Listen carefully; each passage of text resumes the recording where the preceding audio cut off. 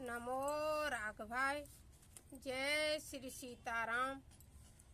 हम यह बैसाख महीने की लगत बैसाख की एकादशी व्रत है और यह एकादशी व्रत घर में या तो एकादशी की कथा मंदिर में जाके सुन लो, मंदिर पास में हो तो मंदिर, नहीं है तो तुलसा जी के पास उत्तम है, नहीं तो फिर भगवान के कमरे में तो हम और आप कथा श्रवण कर ही लेते हैं। तो ये कथा हम आप सबके लिए, तुलसा जी सबसे उत्तम, तुलसी के पास भक्ति बहुत अच्छी आती है। और ऊपर जो आप देख रहे हैं ये हमारे आंवले का पौधा है, जिसमें स्वयं श्री हरि को आंवले के स्पर्श से ही हमें मुक्ति प्राप्त हो जाती है, इसलिए इस कथा का फल दुगुना हो जाता है।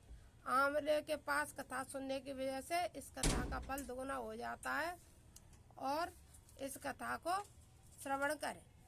नमो राघवाय। जय श्री सीताराम, जय श्री सीताराम। और ये रहे हमारे लड्डू गोपाल, ये आए हैं, ये भी हमारी कथा श्रवण करेंगे। लड्डू गोपाल हमारे कान्हा जी एकादशी की कथा को बड़े प्रेम से, तो आइए हम और आप भरूतनी एकादशी की कथा श्रवण करें। बोलो एकादशी मैया की जय। युधिष्ठिर ने पूछा, हे वासुदेव आपको नमस्कार है। बैसाख मास के कृष्ण पक्ष में किस नाम की एकादशी होती है, उसकी महिमा बताइए। भगवान श्री कृष्ण बोले, राजन बैसाख कृष्ण पक्ष की एकादशी भरूतनी के नाम से प्रसिद्ध है। किस नाम से प्रसिद्ध है? भरूतनी के नाम से। यदि हम एकादशी व्रत में यदि एकादशी की कथा नहीं सुन पाते हैं तो यदि हम एकादशी व्रत में यह भी कह लेते हैं कि आज भरूतनी एकादशी है, तब भी हमें कथा का फल प्राप्त हो जाता है। यह हमने ग्रंथों में पढ़ा है। यदि हम जैसे नौकरी वाले हैं, जाने वाले, वैसे तो टाइम निकाल के कभी भी आप कथा यूट्यूब से या कैसे भी करके सुन सकते हो। नहीं सुन पा रहे हो तो यदि भरूतनी में एकादशी भी कह लोगे फिर भी फल की प्राप्ति हो जाएगी। और हमने ये बता दिया कहाँ उत्तम रहता है। सबसे उत्तम है तीर्थ में कथा सुनो और अच्छा है, आंवले के वृक्ष के नीचे सुनो और अच्छा है, बेलपत्र के नीचे सुनो तो और अच्छा है। हमारे तो यहाँ जिस जगह पे हम बैठे हैं आंवला भी है, बेलपत्र भी है और ये हमारी तुलसा जी भी है। हमारे यहाँ ये सब कुछ है। तो आइए हम और आप कथा श्रवण करें। भगवान श्री कृष्ण बोले, राजन बैसाख कृष्ण पक्ष की एकादशी भरूतनी के नाम से प्रसिद्ध है। यह इस लोक में परलोक में भी सौभाग्य प्रदान करने वाली है। इस लोक और परलोक में भी सौभाग्य प्रदान करने वाली है। भरूतनी के व्रत से ही सदा सौख्य का लाभ और पाप की हानि होती है। यह समस्त लोगों को भोग और मोक्ष प्रदान करने वाली है। भरूतनी के ही व्रत से मानदाता तथा धनुमान आदि अन्य अनेक राजा स्वर्गलोक को प्राप्त हुए थे। एकादशी के व्रत से जो 10,000 वर्षों तक तपस्या करता है उसके समानी फल भरूतनी के व्रत से भी मनुष्य प्राप्त कर लेता है। नरश्रेष्ठ घोड़े के दान से हाथी का दान श्रेष्ठ है। भूमि का दान उससे भी बड़ा है। भूमि दान से भी अधिक महत्व तिल दान का है। तिल दान से बढ़कर स्वर्ण दान और स्वर्ण दान से बढ़कर अन्न दान है, क्योंकि देवता पितर तथा मनुष्यों के अन्न से ही तृप्ति होती है। विद्वान पुरुषों के कन्यादान को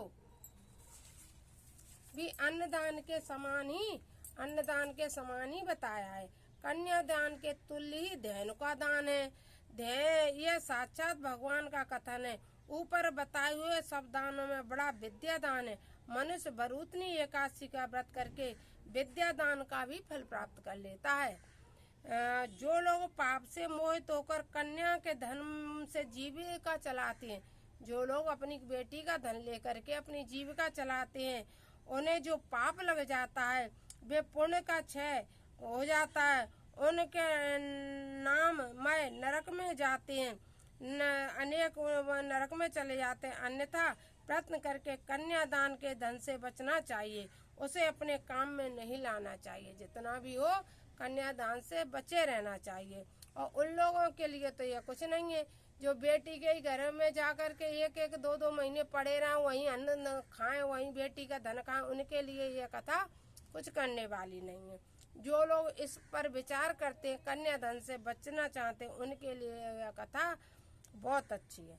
जो अपनी शक्ति के अनुसार आभूषणों से विभूषित करके पवित्र भाव से कन्यादान करता है, जो अपनी बेटी को धन दान दे करके अपनी बेटे का कन्यादान करता है, उसके पुण्य की संख्या बताने में चित्रगुप्त भी असमर्थ है।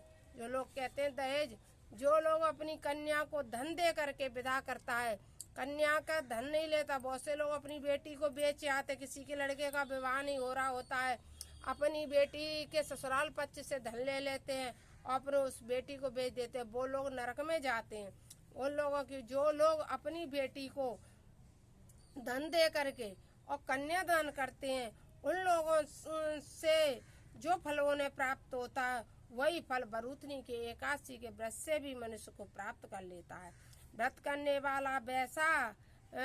वाला वैष्णव पुरुष दशमी तिथि को कांस, उड़द, मसूर, चना, कोदो, साग, मधु, दूसरे का अन्न, 2 बार भोजन तथा मैथुन, इन 10 वस्तुओं का परित्याग कर दे।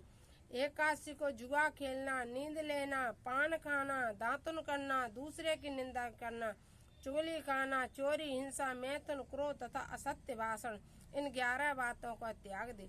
द्वादशी को कांस, उड़द, शराब, मधु, तेल, पतितों से वार्तालाप, व्यायाम, परदेश गमन, 2 बार भोजन, मैथुन, बैल की पीठ पर सवारी और मसूर, इन 11 वस्तुओं का त्याग करें।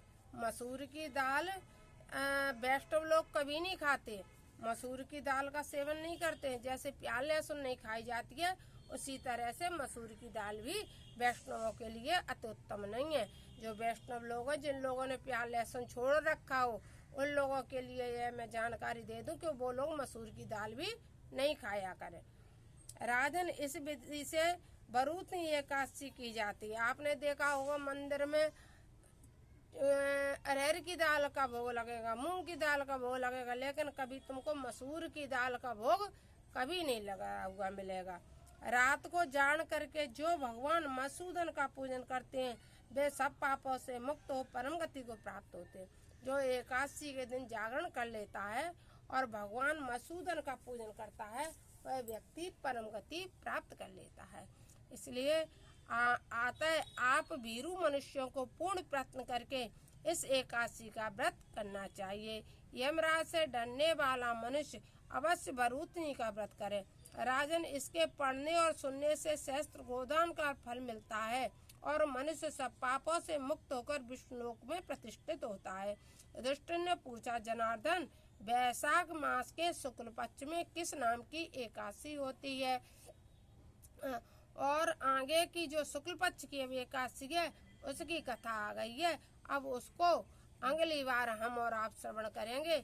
आज तो बरूथनी एकादशी थी, उसकी कथा पढ़ी हमने, आपको माध्यम बताया। आपको जैसी भी लगे आप कमेंट बॉक्स में लिख देना। नमो राघ भाई, जय श्री सीताराम।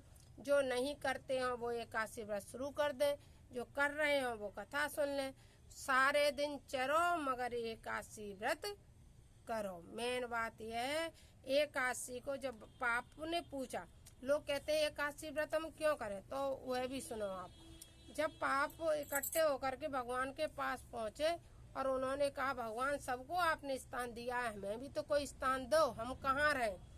जब पापों ने पूछा हमें कोई स्थान दे, हम कहाँ रहें, तो भगवान ने कहा कि जो लोग एकादशी का व्रत नहीं करते हो, जो लोग अन्न खाते हो, तो आप जा करके उस अन्न में प्रवेश कर जाओ और अन्न के द्वारा उन लोगों में प्रवेश कर जाओ, तब तुम्हारे उन लोगों के अंदर तुम्हें स्थान मिल जाएगा। तो जो लोग एकादशी का व्रत नहीं करते, अन्न को छूते हैं और उस दिन अन्न ग्रहण करते हैं, तो सारे संसार के पाप उन लोगों में प्रवेश कर जाते हैं। इसलिए हमें एकादशी के दिन अन्न का त्याग कर देना चाहिए। और जैसे फलाहार में बहुत सारे फल खा, फ्रूट खा, दूध पियो, चाहे कुछ भी करते, सिर्फ अन्न का त्याग करते रहो। आजकल तो फलाहारी नमक भी चल गया, उसका भी सेवन करते हैं सब लोग। एकादशी व्रत कोई कठिन व्रत नहीं रहा है, था उसको करते थे एकादशी की तरह कि नहीं हम एकादशी व्रत किया हुआ है, बड़े कठिन तप से नियम से लेते थे, हम नमक नहीं खाएंगे, हम एक ही बार का, मतलब बहुत नियम टाइम से रखते थे, अब वो नियम टाइम से कोई रखता नहीं है। अब ये है कि सारे दिन चलो मगर एकादशी करो। नमो राघवाय, उससे भी आपका कल्याण हो जाएगा और राम भजन में लगे रहो। जय जय श्री सीताराम, जय श्री सीताराम।